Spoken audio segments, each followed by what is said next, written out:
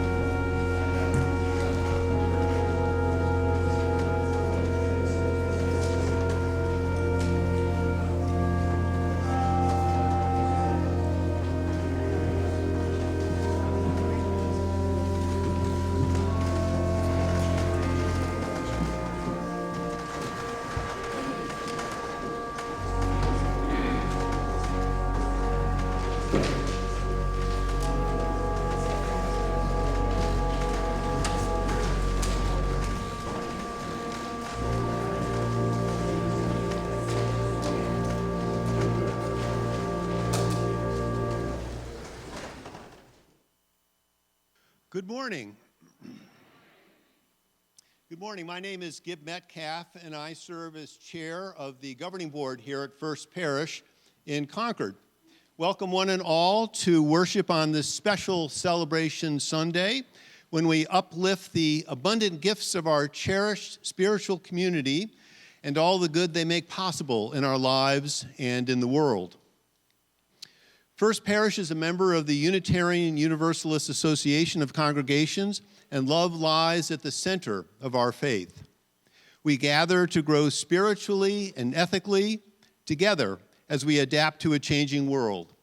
With humility and reverence, we acknowledge our place in the great web of life, and we embrace our differences and commonalities with love and goodwill. Welcome to all joining us both in our historic sanctuary and on Zoom. If you are visiting or new to the congregation, we extend warm greetings to you. And if you need an assisted listening device or any other assistance during the worship service, please see one of our ushers at the rear of the sanctuary. Soul work materials are available at the entrance of the sanctuary as well. These small crafts and coloring pages can help people of all ages calm the body and focus the mind. And during worship, the parlor downstairs serves as our wiggle room where young ones can play while the service live streams on a large screen. You can either go down the stairs at the back or down these stairs to the parish hall.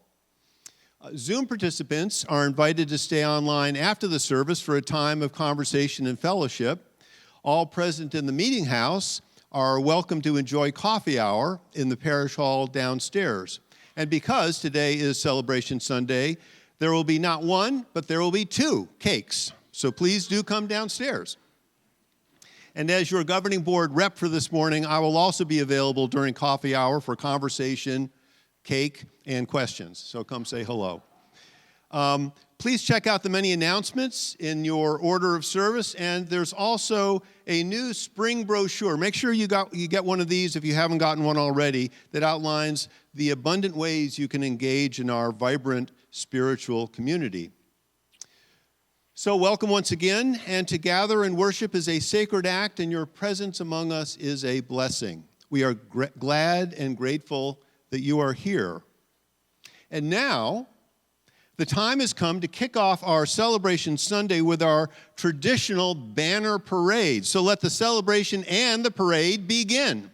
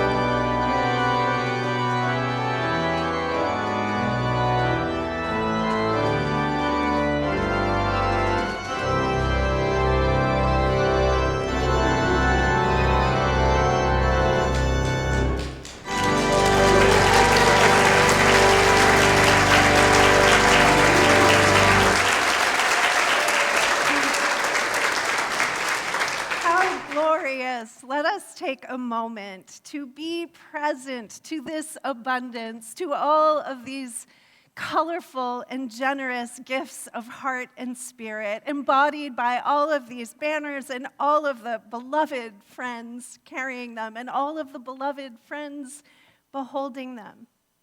Let us notice and savor the love emanating from our hearts, the gratitude and joy rising from our spirits. Let us celebrate how good and right it feels to be in community together, growing together, rising together. Let us celebrate and let us worship. And in our Unitarian Universalist tradition, we begin our worship by kindling the flame of our chalice, which is hiding over there behind all of these blessings. Gibbs going to help me out by lighting. May its light inspire us to be beacons of love and justice in a broken and yet and always beautiful world. For the month of March, our chalice lighting reading response reflects the theme of trust. And we're going to do the reading a little differently today. I'm going to lead you in a responsive recitation. So I will offer the words. I'll begin and start us off, and you will respond with the italicized portions of the text that are up on the screen and also in your order of service. We gather today to hear the call of trust. Though our hearts have been bruised by broken promises and dreams deferred,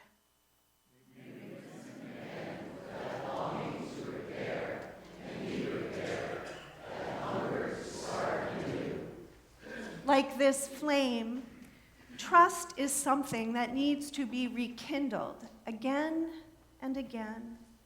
May today spark the fire of a new match. As we rise in body or spirit, the paraders will return to their places in the pews, and let us all join in singing our opening hymn, number 347, Gather the Spirit.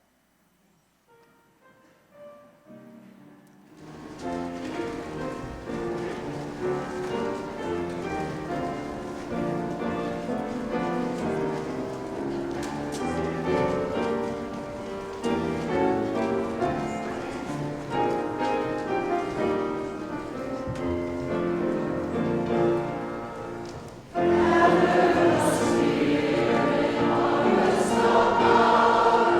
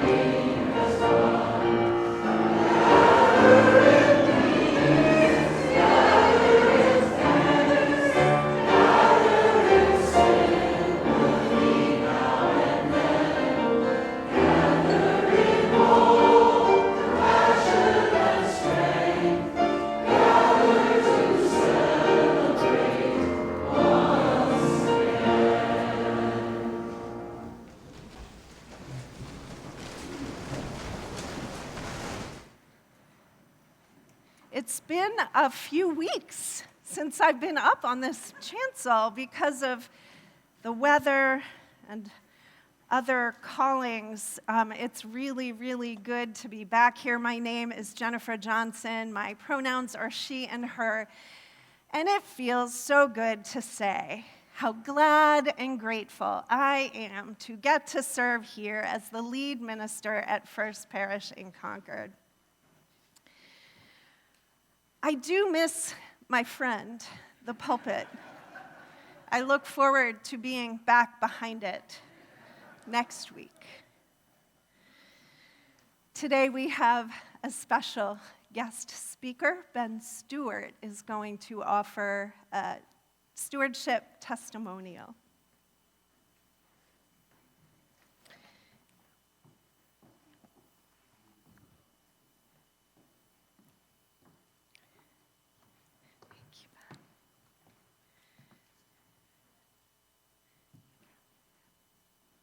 Hello. Hey, everyone. Morning. My name is Ben Stewart. I'm 16 years old, and I'm a junior at Maynard High School. I've been a member of First Parish for 9 years now. I come to church with my family, my mom, Carolyn, my dad, Greg, and my brother, Andrew. Both of my parents grew up nearby, and my mom came to First Parish when she was a kid, too. My dad went to the Catholic church across the street. They got married in this sanctuary. I started coming here in 3rd grade. I did religious ed with Don and Amy and was a member of the children's choir. I remember our choir teacher, Gail, had us do silly vocal warm-ups in the chapel to get ready for singing in the service. This stage, I quickly realized, was not my native element. I was terrified every time I had to go up and sing. By 11, I had left the choir, and I'd joined neighboring activists. Here, I learned to like helping my community. Through this 6th grade religious exploration program, we raised money to fight hunger by marching in the crop walk. We delivered buckets of sand to Concord residents during the winter, and we raked the community garden. Ever since neighboring activists, I have done my best to engage with my community through volunteer work. My most memorable volunteer experience was with my coming-of-age group when we went to Boston for the City Reach program. City Reach began as a drive to collect clothes and other supplies for the homeless. Instead of just delivering them, though, we went to hear from the formerly homeless. We slept on the church floor, and in the morning, we organized a free mall where clients could shop for supplies from our donations. I expected it to be at least a little bit depressing, but I was pleasantly surprised to find it much more inspiring, hearing about how people have fought for success throughout their lives.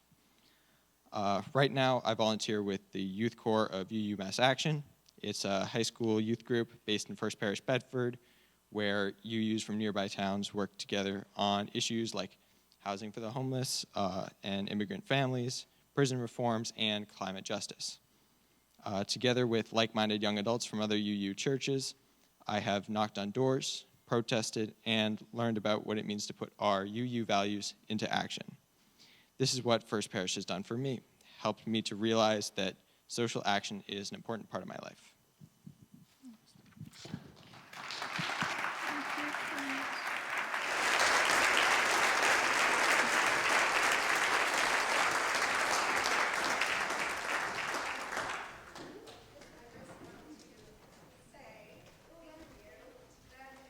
Hard to believe that the stage was a place where you were not comfortable. You have tremendous composure and presence and such moving words to share with us. Thank you for all the ways you have blessed the community with your gifts, this community, and the wider world. And now Amy has an invitation for our kids. I knew you could do it. I knew it. So today is celebration, and that means behind the scenes of this place await some big puppets that come to us from Umbrella Arts and the Puppeteers Cooperative in Boston, which is actually down a small alley in Boston and a magical place I've always wanted to go. And now I get to share it with all of you. if today you are a young person who feels moved to help me, please help me, Evan and others, to make puppets come to life, we are going to now exit into the parish hall so we can practice making them move, and then in a certain time in the service, we will return with those puppets, and then you will get to be part of the rest of the service, Evan, and others. I hope that you will join me. Thank you.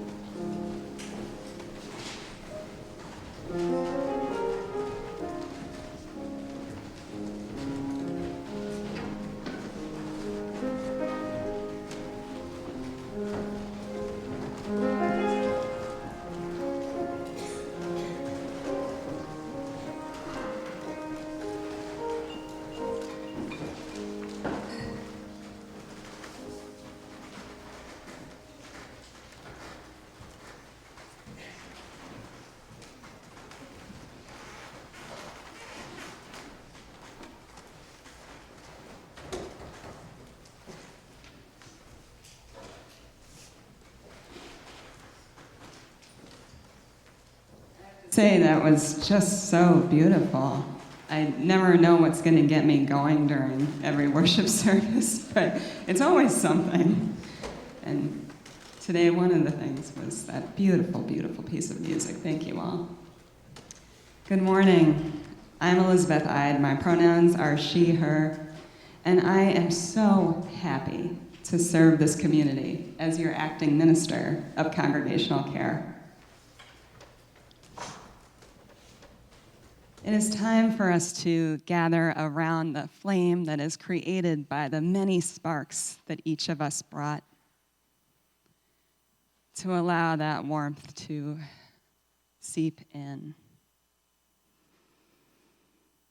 Let's take a moment to check in and notice what is going on in and around us today. I wonder if that means sensing how your body is settled into your seat, noticing the support of the furniture beneath you, noticing that ever-present pull of the earth that has a place for each of us and a home for all of us.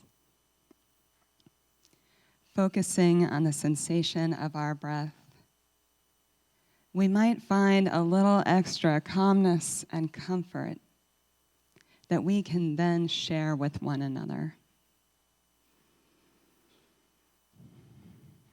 This is the time when we remind one another, we will see this through. Our gathering is a place to bring the most precious truths of our lives and the world around us. We do this every week because we care about each other. And we are here to help one another with the important work of naming and witnessing the sacred in each of our lives.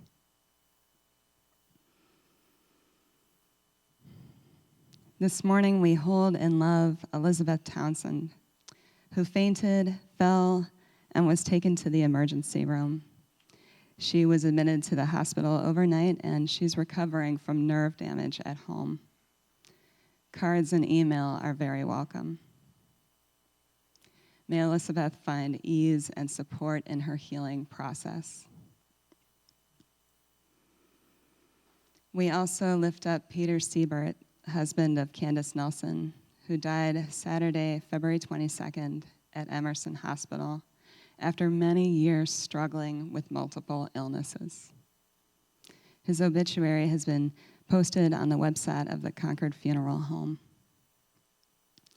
May Peter's memory be a blessing, and may Candace and all who cared for Peter find comfort in their mourning.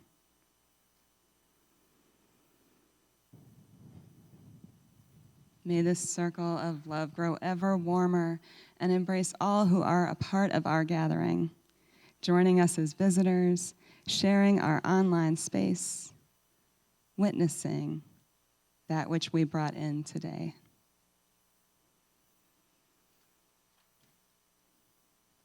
Into this shared space, I invite each and all of you to offer the names and sacred concerns that you are holding today, either by typing them into the chat or saying them aloud into the space that surrounds you.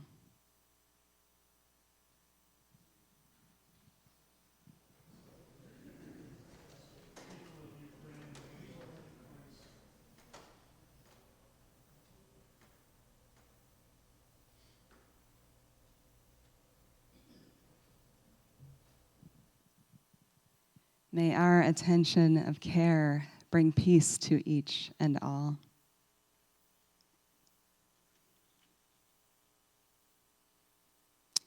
I invite us to continue our prayer and meditation, to call upon the wisdom that inspires all sharing, that sense of limitless possibility that some of us call God, that source that affirms our needs and strengthens our gratitude. Our prayer this morning is, thank you.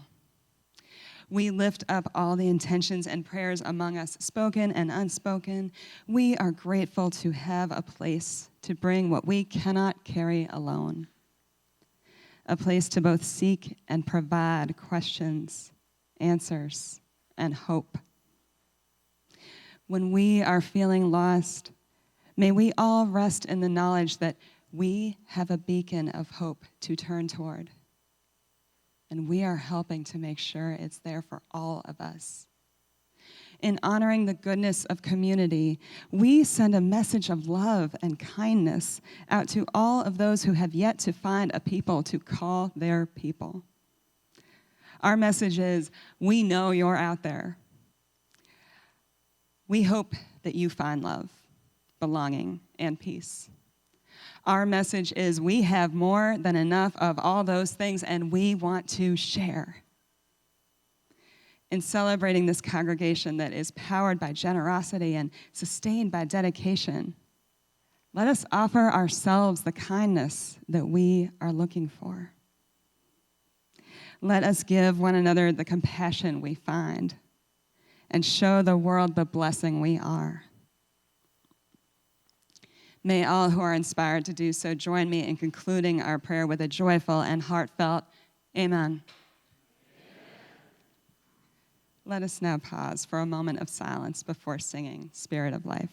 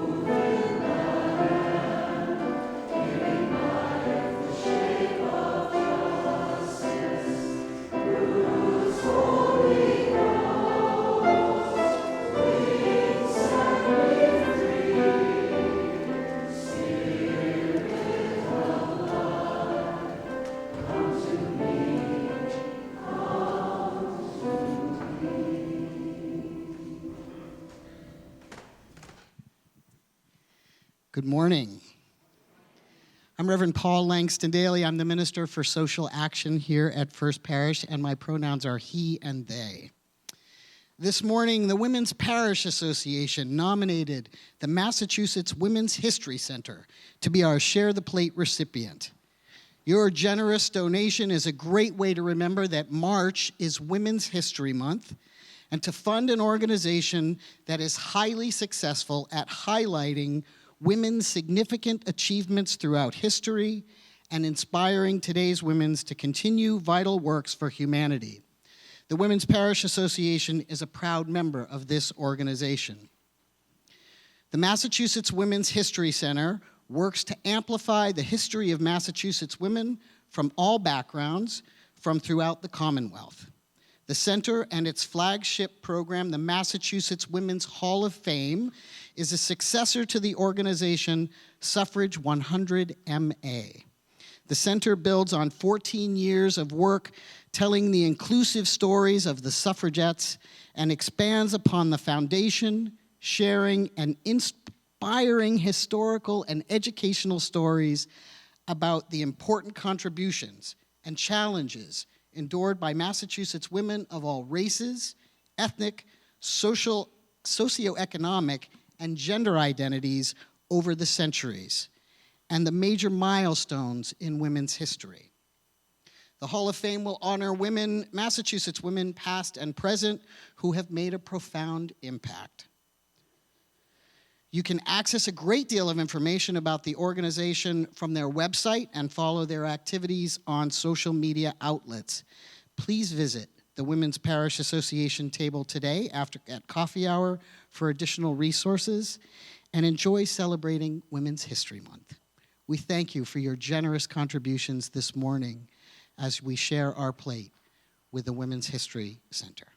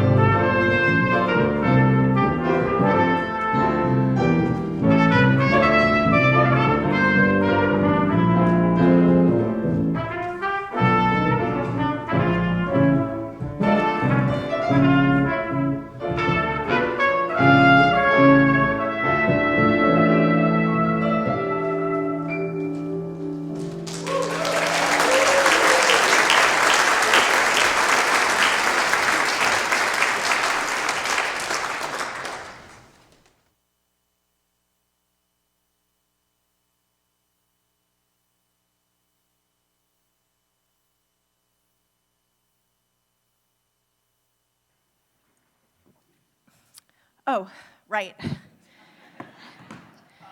I have something to do today. Pardon me, I just have a little futzing and housekeeping that I have to take care of here. Thank you. Okay, let's see. How is this going to go? Am I ready? Okay.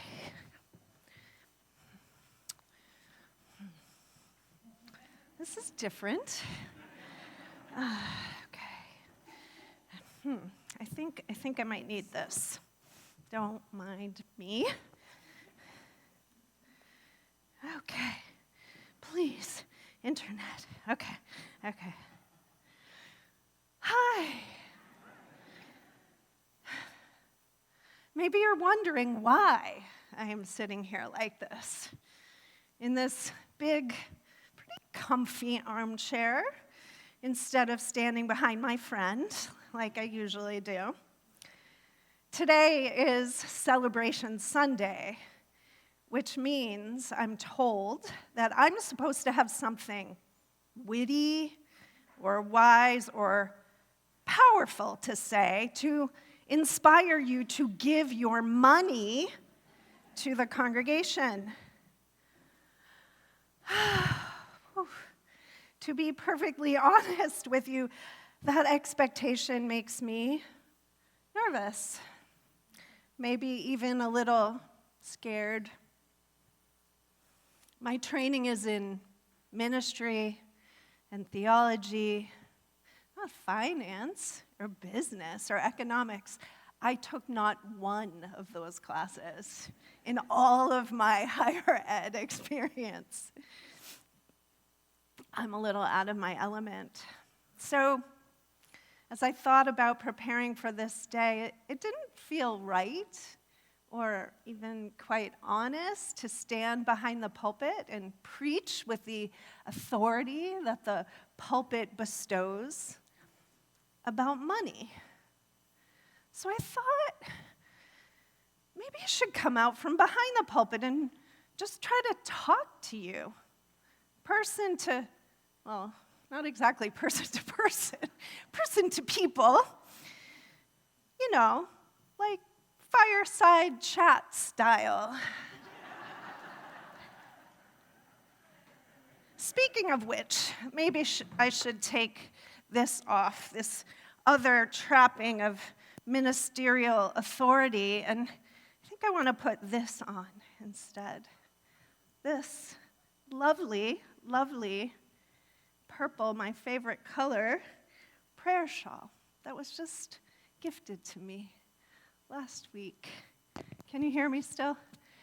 Hand knit, lovingly, reverently, by one of our prayer shawl committee, gifted by a pastoral care associate. It feels better. Actually, while I'm at it, let me take a sip of this calming herbal tea. Yeah, that's better. Money can be a difficult topic to talk about, not just for me, right?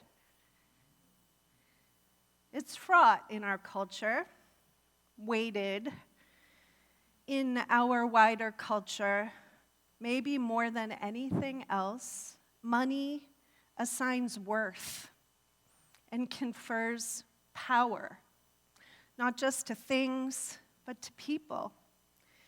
We can feel unworthy, unwelcome, unwanted, uncomfortable about how much or how little money we have or don't have. And talk about money. Have you noticed it kind of sometimes often leads to conflict? Some of us may have well-justified fears about scarcity, while others have found a way to embrace a mentality of abundance or have been blessed with abundance. These different attitudes can lead to misunderstandings, miscommunications, and resentments. I know that to be true. It was true in my own home growing up. Money was the most contentious issue in my parents' marriage, and it had ultimately a lot to do with its dissolution. When they divorced, money got tighter in my family, in our family system. I ended up often feeling less than my peers because it was hard for us to make ends meet, despite the really heroic efforts of my mom.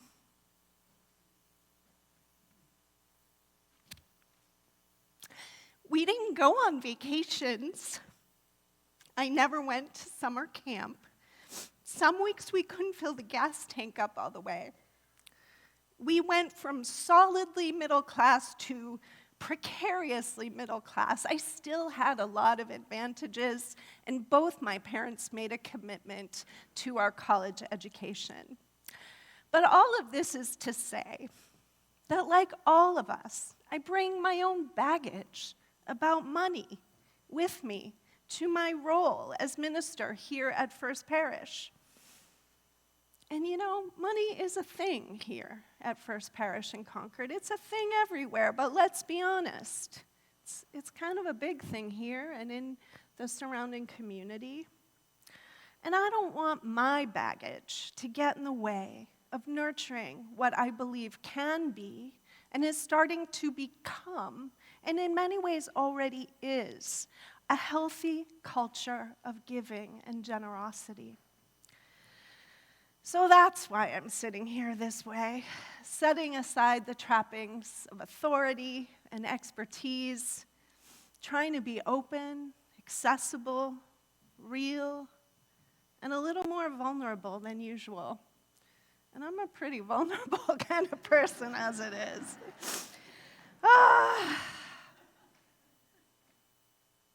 And I'm doing that because I believe the best, maybe the only way to foster a healthy giving culture is to focus on the human relationships at the heart of community, to tend to those relationships first and foremost. I do know a little bit about that. As I was gearing up for this worship service, you know, with my mind kind of open, I happened upon this little book on display at the Concord bookshop.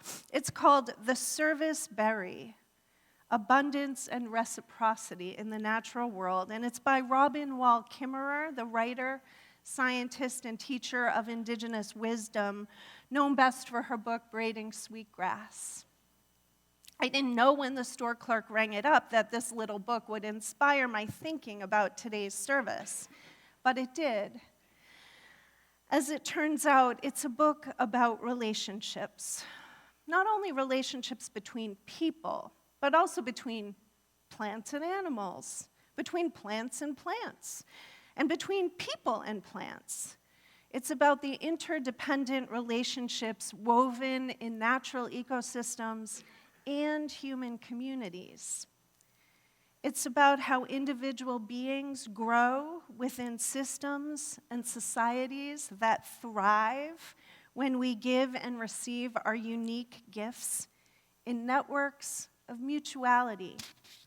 Kimmerer, who is herself an enrolled member of the citizen Potawatomi Nation, as well as a botanist and a professor, she takes inspiration from the natural world, sees an economic model in the natural world and in the indigenous culture of her heritage. And she draws on this to uplift the idea of the gift economy. It's not her idea alone, but she's lifting up this idea of the gift economy, in which she says, not money, not goods, but gratitude and reciprocity are the currency.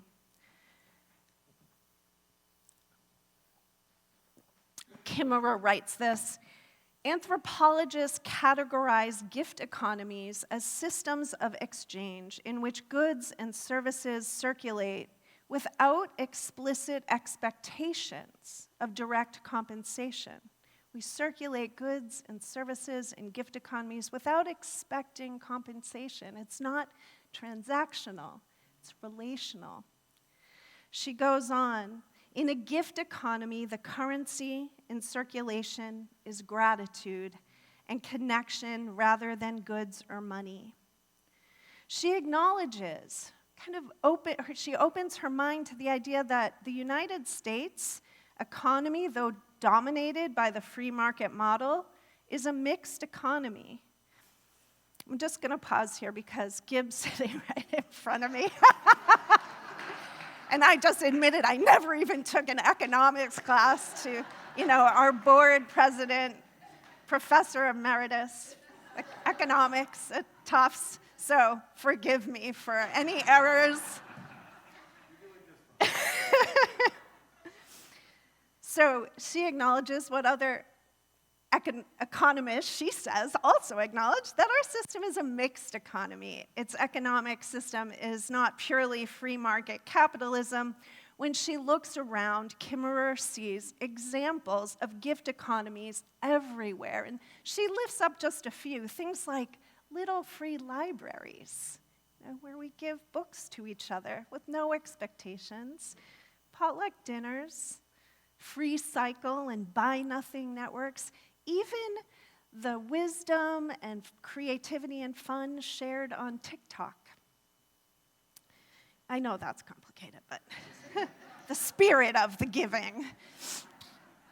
So as I pondered the themes of the service berry, I just couldn't help but come back to the congregation right here at First Parish in Concord.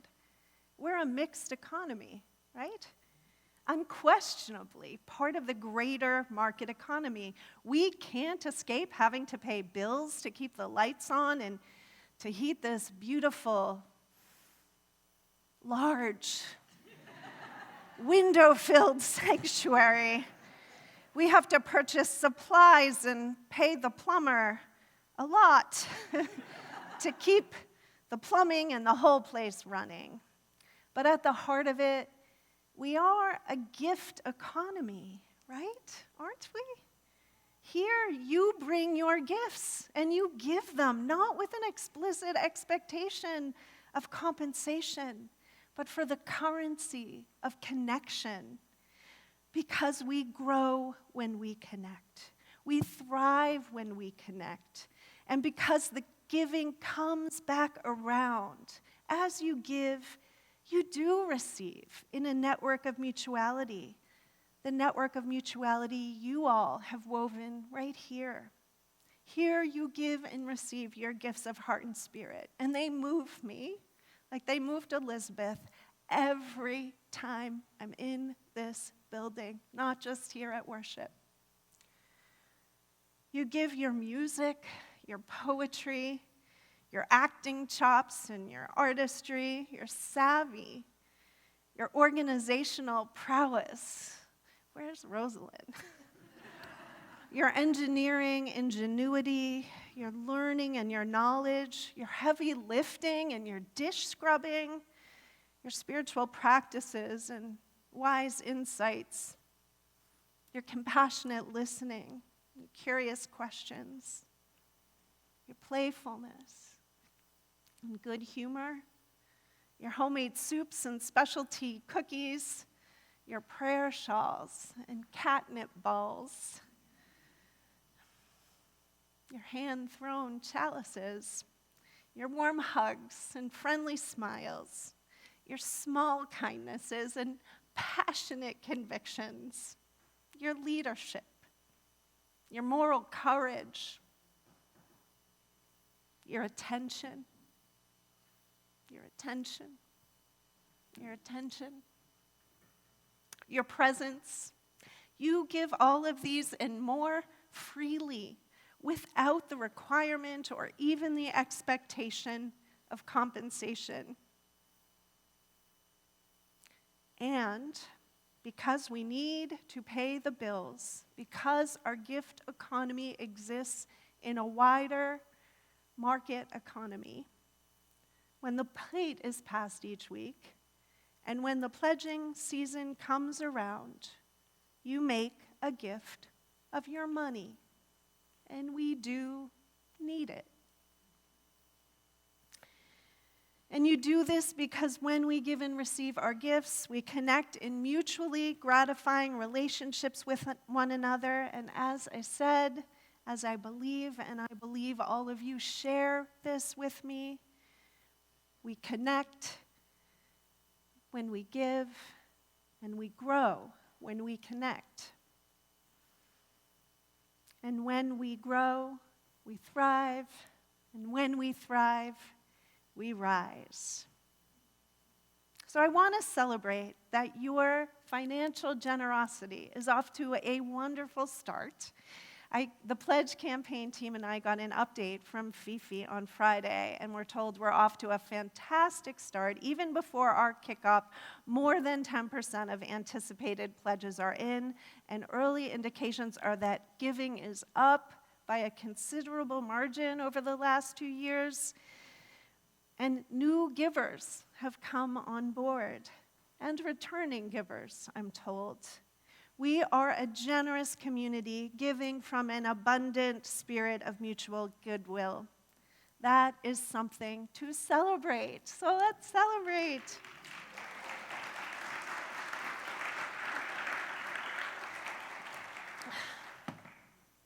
So before I bring the message to a close, because we have some more surprises in store for you, I have a confession. I haven't made one of those in many weeks now. So one of the reasons I felt a little uncomfortable about speaking to you this morning about giving your money is because, unlike most of you, I am compensated for many of the gifts I give here. I do require payment. Make no mistake. I couldn't give what I do, at least not for as many hours as I do, and I promise I throw in some extra hours free of charge. I couldn't do it without compensation. I have bills to pay too. Kids in college, broken down cars. Have you seen my car? So as I prepped this worship service about giving in a gift economy, I confess I felt a little bit hypocritical. But then I remembered the economic system in First Parish in Concord, like the wider society, isn't purely one thing. I can be a paid employee, and I can be part of the gift economy too. I want to be both. I want to be part of this mutually gratifying, reciprocal exchange of gifts that makes First Parish in Concord such a vibrant and vital spiritual community. And so does my family. So we will be pledging this year. I have my pledge right here, giving a financial gift according to our means. And here's the key: at a level that honors how much we cherish the connections we have begun to make here, how much we cherish the relationships that we are now helping to weave here, how much we cherish the love and goodness we are growing together here. That's the measure that I have made my pledge by, and Dave has joined me in making it, and that's the heart of my pitch. Give according to your means, and our means are different. There's no shame in that. That's just true.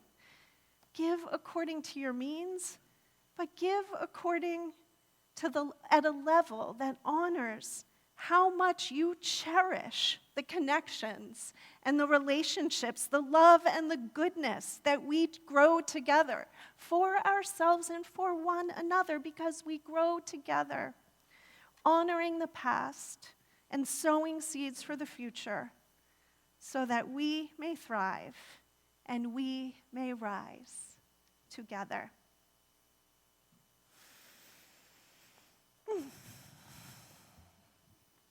Give because we grow. Give because we rise together.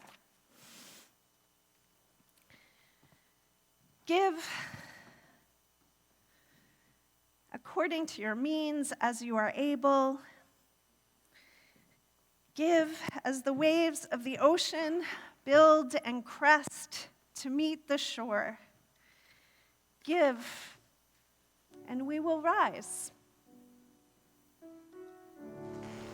I think I have some waves coming, and look around and you'll see. Give us the fish beneath the waves, swim to the surface to find the gifts of nourishment. Like them, we will rise.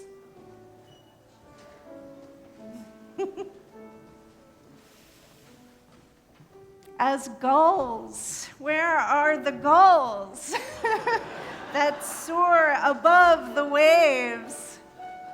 Here are the gulls that soar above the waves to spy the fish that provide the gift of sustenance for them. We will rise. We will rise as these birds, these uniquely patterned and amusing birds, ride the currents of the wind to find their ways to the gifts of warmer climes. We will rise. As trees grow from the earth out our windows to meet the gifts of light and air, giving the gift of shelter to the birds seeking rest from their flight, we will rise. As the bees, we have bees and butterflies. As the bees and butterflies and other winged creatures fly from bloom to taste the sweet gift of nectar, we will rise. As the great sun, the first and most essential gift that gives life to all earthly creatures, the sun that rises and makes its daily ascent, sometimes struggling to emerge from the horizon, sometimes obscured by clouds. The sun, make no mistake, makes its daily ascent, and we all rise together to meet its warm embrace. All earthly creatures receive that first and most essential gift of the sun.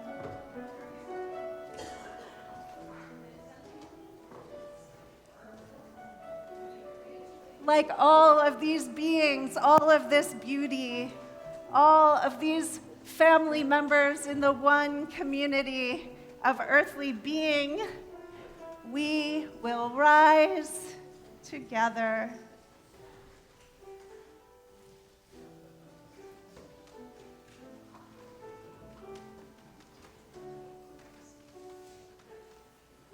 Love will rise. Light will rise. Hope will rise. We will rise together.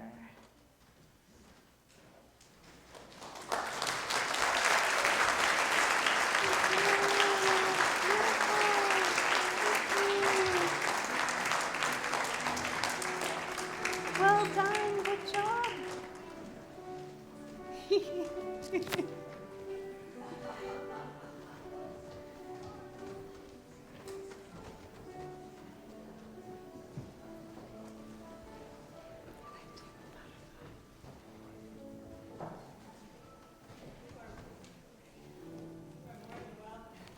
This anthem as it continues. The words will be up on the screen.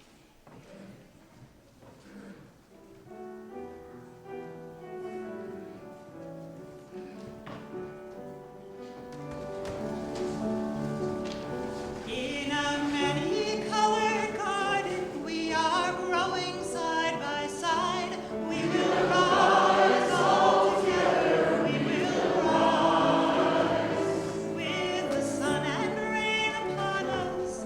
Not a rose shall be denied. We will rise all together.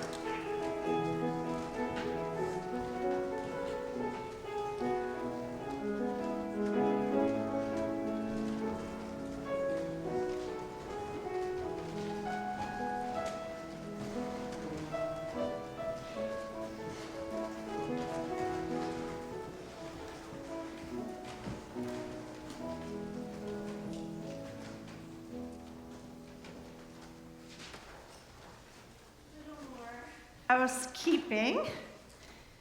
Thank you. That was fun. So, just as the economic system at First Parish is mixed, so is my relationship with this community. I am, as I said, your minister, and by virtue of that, I am an employee. And yet, I don't just work here.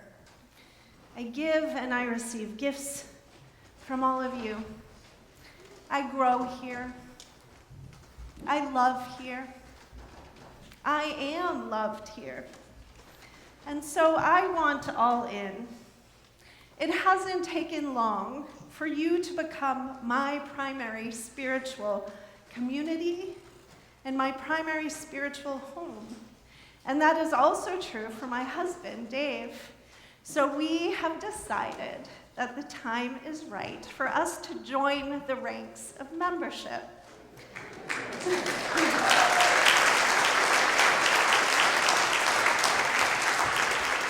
And when I talked about this with the staff and I shared it with Amy, her eyes lit up. And she told me that she and her husband, Peter, had been feeling and thinking much the same way. So today we're going to make it official.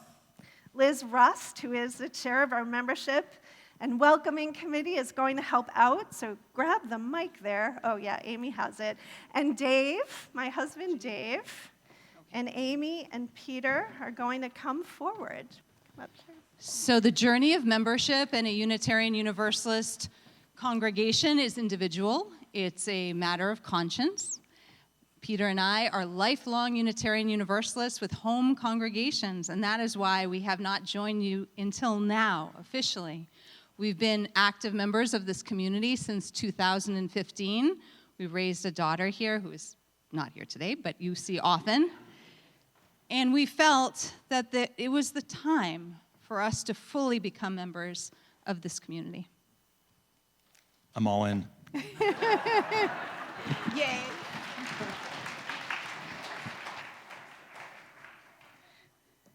you want to say a few things?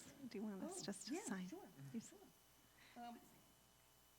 Yes, so we are so thrilled that you've chosen First Parish in Concord, and today of all days, this joyous Sunday, to sign the membership book. And we welcome you, and we love you, and we embrace you with open arms.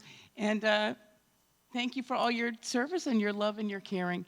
And we couldn't be more thrilled. Mm-hmm. And it's as easy as that. Amy and Peter, do you want to start us off?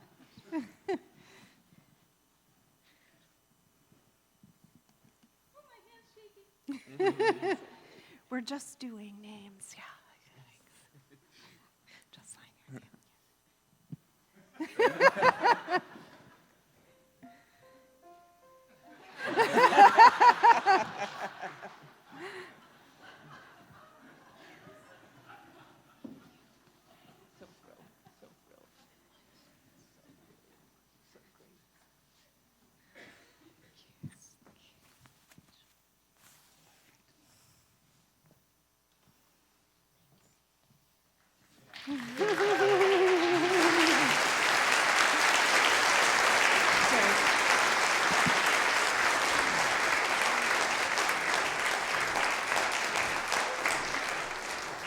So today and throughout the pledging season, I hope you will embrace and celebrate our gift economy, the free and mutual giving and receiving of gifts that make our community vital and strong, a place where we grow in love and goodness, and from where we can extend that love and goodness into the world.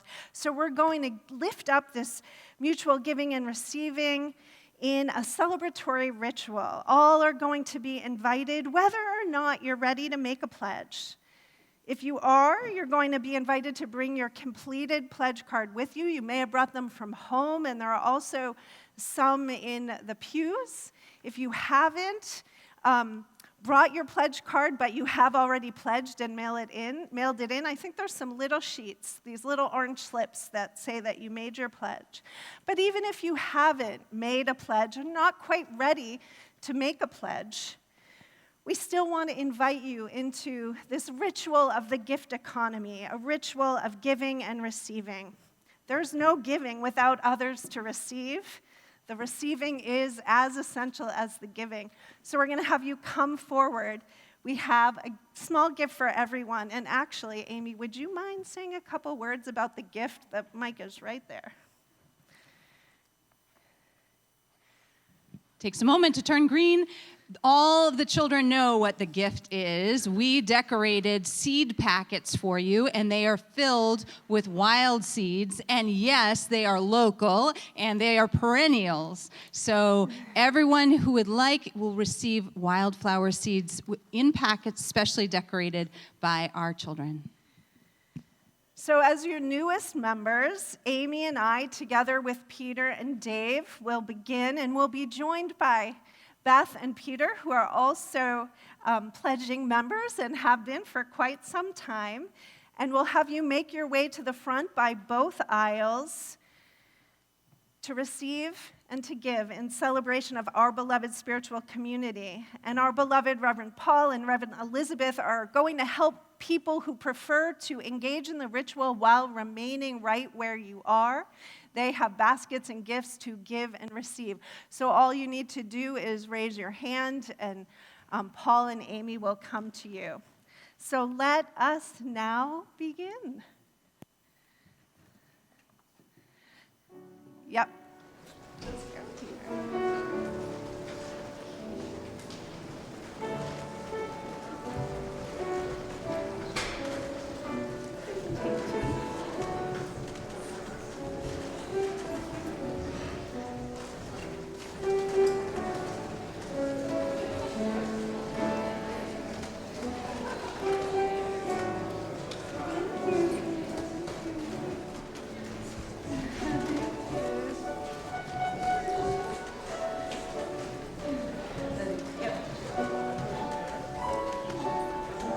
Let's just go.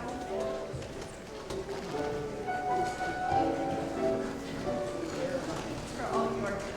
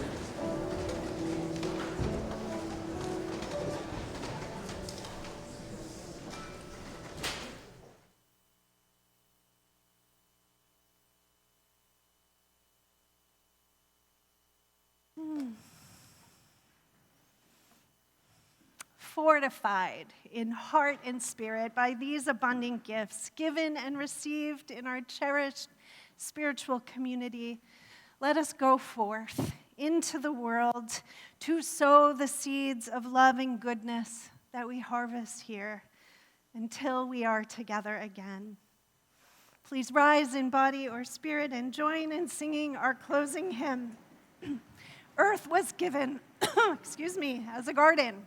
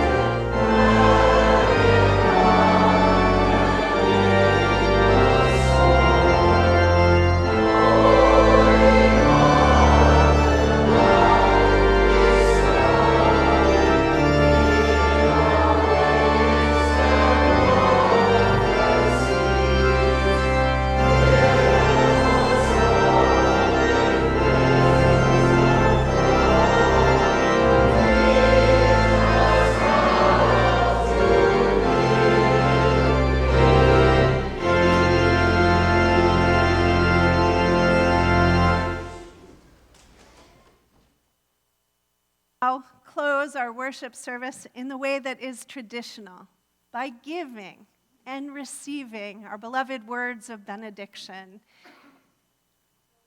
Go out into the world in peace. Have courage. Hold on to what is good. Return to no person evil for evil. Strengthen the faint-hearted. Support the weak. Help the suffering. Honor all beings. Our time of worship is coming to its close, but the celebration continues with cake. So enjoy the postlude and then come and enjoy cake if you're here with us in the library. Thank you.